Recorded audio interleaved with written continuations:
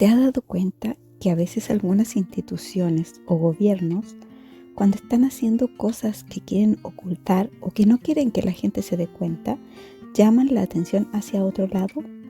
Por ejemplo, cosas de farándula, catástrofes o alguna noticia impactante. Si las personas de este mundo hacen estas cosas, es obvio que Satanás también lo hace y por supuesto con mayor habilidad. Por eso el Señor nos dice que estemos velando, que estemos despiertos. Tenemos que ejercitar el discernimiento. Desgraciadamente muchas veces no estamos en ese estado de estar velando. El enemigo de nuestras almas hace lo mismo, sobre todo en situaciones complicadas que nos toca vivir. A veces pasan cosas que meten demasiado ruido para que rápidamente nos volvamos y nos encarguemos de ellas. Y si no estamos velando y dependiendo del Señor, vamos a descuidar otras áreas importantes, pero que se ven no urgentes. Es necesario mantener nuestra dependencia del Señor para decidir lo que conviene en cada situación. Gracias a Dios que Él sabe todo y si estamos bajo la sombra del Omnipotente, ya no importará tanto tener el panorama completo. Él será nuestro defensor y guía. Vivimos y viviremos situaciones difíciles porque necesitamos fortalecer nuestra fe y ser purificados. Pero también esos momentos, por ser difíciles, son ocupados por Satanás para aplastarnos, para llevarnos a caer, a decidir mal o meternos en alguna situación que nos va a llevar a pasar más dolor. Recordemos a Pedro siendo zarandeado. El temor de ser arrestado tomó toda su atención. Por eso el Señor les dijo antes que pasara todo en el huerto de los olivos: orad y velad para que no caigan en tentación. Y es lo mismo que nos dice hoy. Pensemos en Job, en lo terrible que él vivió, en las pruebas que tuvo que pasar, la muerte de sus hijos, la enfermedad y pérdida de todo. Pero ahora quiero enfocarme en el problema que significaron los amigos que fueron a consolarlo, pero que empezaron a culparlo. Y no solo fueron de más sufrimiento para él en la manera evidente. Revisando el capítulo 1 al 2, comienza a suceder la aflicción de Job. En el capítulo 3, Job, después de 7 días en silencio con sus amigos, empieza a desahogarse.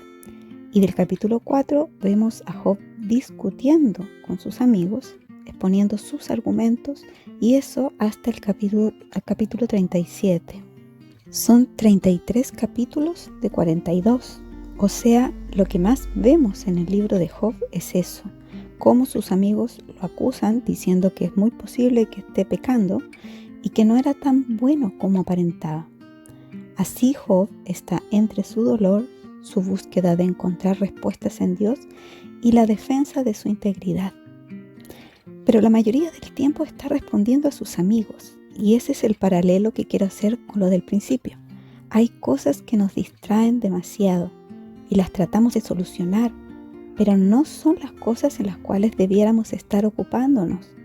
Era verdad que estaba siendo atacado en un momento vulnerable y por sus propios amigos, lo que le trajo más dolor y penas. Pero creo que desaprovechó mucho tiempo y energía en esta discusión que no le ayudaría mucho. Es más, pienso que eso le sacó más palabras sin sentido. Así le dice el Señor: ¿quién es ese que oscurece el consejo con palabras sin sabiduría? Obviamente a nosotros nos bendice mucho ver esta historia así tal cual, para analizarla y sacar enseñanzas. Pero creo que a Job no le fue tan provechoso gastar fuerzas en defenderse de las acusaciones. Aunque si nos ponemos en su lugar, es horrible ser acusado de cosas feas por las personas que dicen amarte. Uno inevitablemente quiere defenderse y demostrar que no es así. Empiezas a revisarte y a pensar y repensar y gastar tiempo y salud en una tarea muy desgastante. Personalmente creo que Job nunca debió haberse extendido tanto en dar explicaciones a sus amigos, porque por esa misma razón el diálogo con Dios no tuvo el espacio necesario para realizarse con libertad y profundidad, y eso sí era importante que se hiciera en ese momento tan crítico de su vida. Sin embargo, sus pensamientos estuvieron afectados y dirigidos por las palabras que recibía de ellos. Cada uno de nosotros es diferente en cómo vive la adversidad, pero ese diálogo con nuestro Padre es tremendamente necesario. El Señor y uno, en intimidad, ese es el punto número 1. Por supuesto puede venir un hermano y ayudar, consolar, etc. Dice en Gálatas 6:2, lleven los unos las cargas de los otros y cumplan así la ley de Cristo. Y en el versículo 5 dice, cada uno llevará su propia carga. Y es así, es maravilloso ser acompañado y animado, pero al final lo que vives te toca vivirlo a ti. Aquí quiero hacer un paréntesis. Que la consolación y acompañamiento al que sufre sea con amor, porque los amigos hablaban cosas que se veían correctas y justas. Pero en el capítulo 42 vemos que Dios los reprende por hablar mal de Él. Dice que tiene ira contra ellos por no hablar lo recto, y eso nos da mucho que pensar. Es importante rescatar que a veces nos enfocamos en perder el tiempo en cosas que no nos sirven. Viviendo una aflicción tenemos que enfocarnos en nuestra relación con el Señor, porque la aflicción es algo demasiado íntimo, demasiado profundo, y que el Señor y uno solamente conocen todo su alcance. Y el Señor sabe qué palabras uno habla por dolor, por hablar, y cuáles son de convicción. Mira este versículo, Job 6:26. ¿Pensáis censurar palabras y los discursos de un desesperado que son como el viento? Este versículo es buenísimo para que cuando uno vaya a consolar a alguien, lo tenga en cuenta. Cada uno sabe, y el Señor sabe, cómo está respondiendo nuestra fe y confianza en Él en medio de la prueba. Este proceso lo vemos en varias partes de la Biblia. Por ejemplo, en los Salmos leemos, no me desampares, oh Jehová, no te alejes de mí, o no me deseches en el tiempo de la vejez, cuando mi fuerza se acabare, o no te alejes de mí porque la angustia está cerca. ¿Hasta cuándo, Jehová, me olvidarás para siempre? Etcétera. Pero luego también vemos que dice, y ahora, Señor, ¿qué esperaré? Mi esperanza está en ti. Y más yo en tu misericordia he confiado, mi corazón se alegra en tu salvación. Jehová es mi fortaleza y mi escudo, en Él confió mi corazón y fui ayudado. Esa transición de pensamiento mientras uno está orando o en una conversación con el Señor es muy diferente en cada uno de sus hijos. Por ejemplo, en mí está muy anclado que el Señor está conmigo. No podría decir, Señor, ¿por qué me dejaste sola? Pero seguro hay otras cosas que en el dolor digo y que van teniendo un desarrollo en el transcurso de esa aflicción y que llegan finalmente al descanso de su paz o de su respuesta. Es algo muy personal y esto lo vive cada uno de sus hijos. En todo aspecto de nuestra vida suele suceder esto de llevar nuestra atención a algún lado. A veces no necesita ser una dificultad. Por ejemplo, el trabajo, los estudios, que siendo necesarios pueden ser un peligro al sumergir la vida entera en eso. Y podemos compararlo a la conversación de los 33 capítulos de Job, tratando de encargarse por completo de ese problema, dejando de lado su lucha de vivir y salir de la prueba real que tenía de la mejor manera. ¿Los amigos eran parte de la prueba? ¿Qué crees tú? Yo pienso que sí, pero de una manera distinta. Era algo que él podía terminar más fácilmente, no como lo otro. Quiero decir, en ese estado no podía hacer nada para superar la enfermedad o la pobreza, pero sí podía no continuar en autojustificarse, por ejemplo. De esto podemos sacar que hay tipos de aflicciones donde nos toca a nosotros actuar y otras en las que dependemos totalmente de la soberanía de nuestro Dios y debemos estar quietos. ¿Recuerdas cuando Dios peleaba por los israelitas sin que ellos tuvieran que hacer nada? Y en otras ocasiones debían ir, pelear y conquistar los lugares. Los cristianos somos capaces de discernir esto. Tenemos el dominio propio y la ayuda permanente del Señor. Podemos llevar cautivos esos pensamientos que te llevan a pelear en el lado equivocado. Pero para eso debemos estar velando. Si no, no lo vamos a ver. Job pudo decirles que ya había dado su respuesta y dejarlo ahí, aunque agradezco mucho tener esos discursos maravillosos. Pero estoy sacando un punto para mi vida, para no enredarme en lo innecesario. porque hay cosas que no solo no son tan importantes, sino que te roban el tiempo que podrías dedicarlo a estar orando, clamando, buscando al Señor en su palabra. Por ejemplo, vemos a David en los Salmos hablándole a su propia alma para recordar la bondad del Señor y todo lo que Él había hecho, y llegando a las respuestas de paz después de empezar sus pensamientos de una manera totalmente distinta.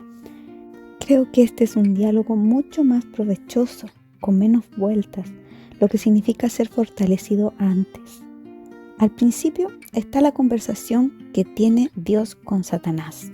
Y luego este paréntesis de la conversación con sus amigos que dura esos 33 capítulos, y es como si Satanás se hubiera ido después de no poder probar lo que quería, y como si Dios estuviera en silencio analizando lo que conversan. Después de esto el Señor habla, pero no se refiere a esas conversaciones, sino que empieza a mostrar a Job quién es Él, respondiendo así, sin responder directamente, las interrogantes de Job. Y en los versículos finales recién se encarga de los amigos para después liberar de la aflicción a Job. No nos enredemos ni nos extendamos en peleas que Satanás, el mundo y nuestra carne ponen para ocuparnos en lo menos importante. Hay que saber analizar la situación con la dirección del Señor desde varios puntos de vista, extendernos, abarcar más allá, aunque estemos siendo apretados, acorralados, achicados, incluso fuera de nuestro propio problema. Y eso es parte de saber encontrar esa salida que el Señor nos tiene, como dice en 1 Corintios 10:13.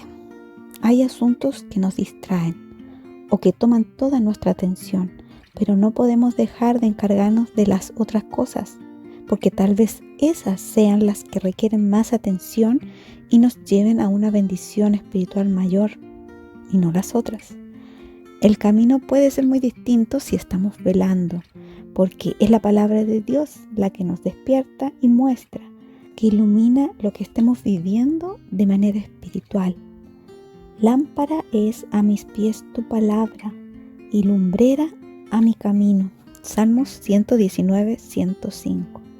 Otro punto que nos ayudaría a detectar si estamos enredándonos en lo equivocado, sea con personas o esfuerzos, es ver lo que está sacando de nosotros.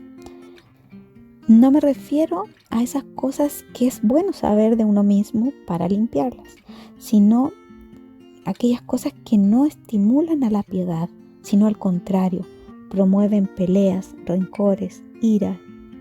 Por ejemplo, si ves que estás autojustificándote en una conversación interminable, como Job, tu lucha no es ahí, sino preguntar al Señor si hay orgullo en ti y arrepentirte de eso y alejarte de la situación, terminarla.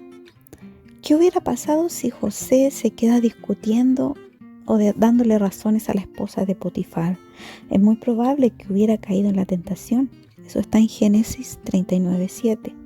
Y Abigail, la esposa de Nabal, si se hubiera puesto a convencer a su esposo de actuar correctamente en vez de ir donde David. Eso está en 1 Samuel 25.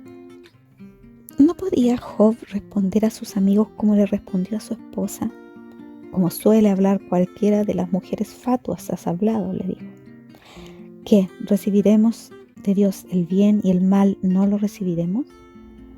Pero sus amigos le pegaron donde más le dolió y no pudo dejarlo pasar. La esposa dejó ver en su pregunta que él estaba aún en la integridad, pero lo de sus amigos fue todo lo contrario. Bueno, el propósito que Dios tenía se cumple, pero no era necesariamente demostrar la fe de Job, sino bendecirlo con una comunión y conocimiento aún más profundo de él. Recordemos que Satanás dice que Job reverencia a Dios solo porque lo bendice. Por lo tanto, eso es lo que quiere demostrar con todas las calamidades que provoca. Que blasfeme contra Dios es su objetivo. Pero Job pasa esa prueba. Bendice después de sus pérdidas. Y eso sucede en el capítulo 1 y el 2. Entonces podríamos pensar que se debería haber terminado la aflicción y ser restaurado. Leamos Job capítulo 1, 20. Entonces Job se levantó y rasgó su manto y rasuró su cabeza y se postró en tierra y adoró. Y dijo: desnudo salí del vientre de mi madre y desnudo volveré allá. Jehová dio, Jehová quitó. Sea el nombre de Jehová bendito. En todo esto no pecó Job ni atribuyó a Dios despropósito alguno. Y después en el capítulo 2, versículo 10 dice que recibiremos de Dios el bien y el mal no lo recibiremos. En todo esto no pecó Job con sus labios. Ahí estaba. Job seguía respetando y teniendo temor de Jehová. Sin embargo, seguía padeciendo las aflicciones en lo externo. Y en su estado interno tampoco se nos muestra un cambio.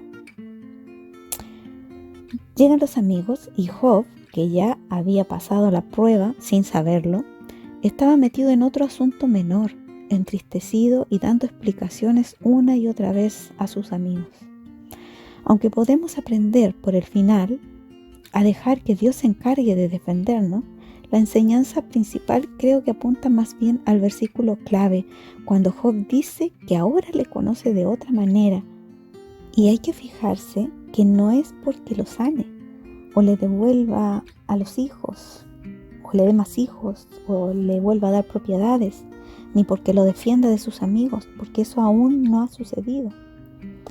Le conoce de esta manera porque después de vivir ese apretón gigantesco llamado aflicción, su corazón ya estaba preparado para seguir ese paseo que Dios le da por sus atributos a través de la creación, de su poder y sabiduría. Entendió que quien oscurecía el consejo sin entendimiento era Él. Y esa es una conclusión buenísima. Después de este momento tan radical y asombroso, Job fue cambiado internamente. Ya no lo conocía solo de oídas, sino que ahora sus ojos podían verle. Luego los amigos vienen para que él ore por ellos, y eso implicaba reconciliación, perdón, y a continuación leemos que la aflicción fue quitada, refiriéndose a lo externo. Venció a Satanás, al mundo y a su propia carne. ¿Qué opinas?